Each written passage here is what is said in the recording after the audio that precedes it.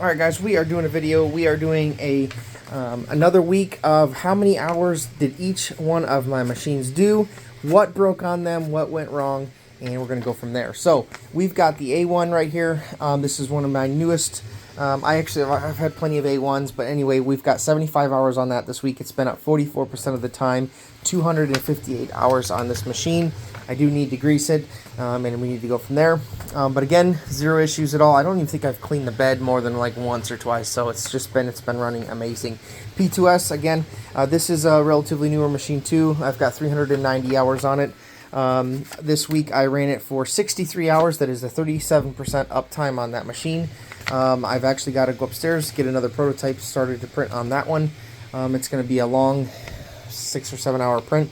The X1 Carbon here. Now I have 3,250 hours total on this machine.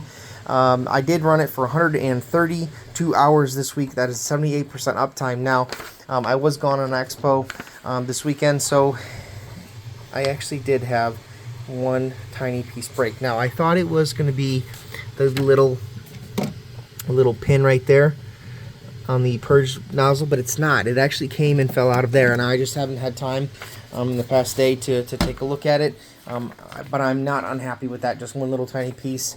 Over 3,200 hours. That is the first part that has broken on my X1 Carbon.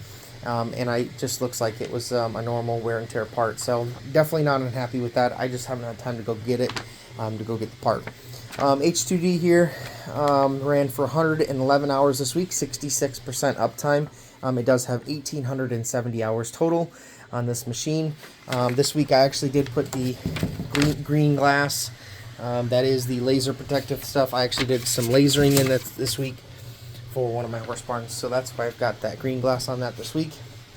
I just hate the green glass. It's harder to see my objects, and so if I know I'm not going to be doing any lasering, I take it off.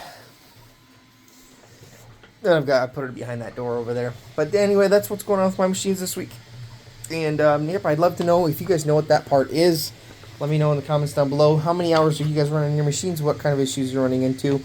I have been so entirely happy with all these Bambu printers. I'm not unhappy at all.